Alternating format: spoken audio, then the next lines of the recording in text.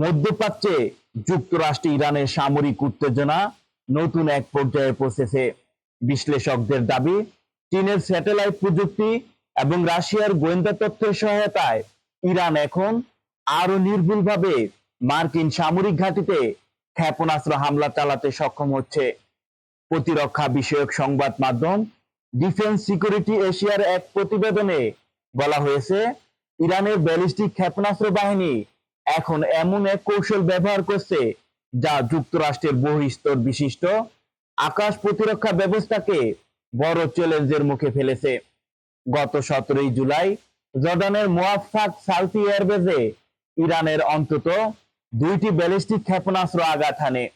যুক্তরাষ্ট্রের central command বা CENTCOM জানিয়েছে, এই হামলায় 2 মার্কিন সেনা নিহত, 1 নিখোঁজ এবং 4 জন আহত হন।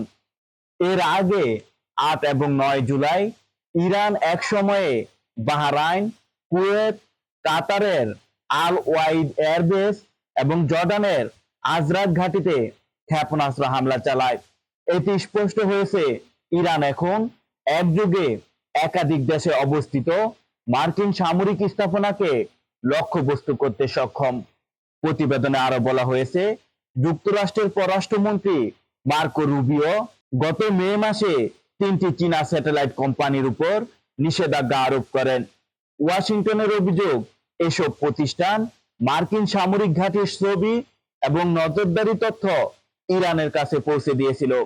বিশ্লেষকদের মতে, চীনের বাণিজ্যিক স্যাটেলাইট নেটওয়ার্ক এবং রাশিয়ার গোয়েন্দা নজরদারি ব্যবস্থা ইরানকে লক্ষ্য নির্ধারণে সহায়তা করেছে, আর সেই তথ্য ব্যবহার করে ইরানের ক্ষেপণাস্ত্র ও ড্রোন বাহিনী আরো নির্ভুল হামলা চালাচ্ছে।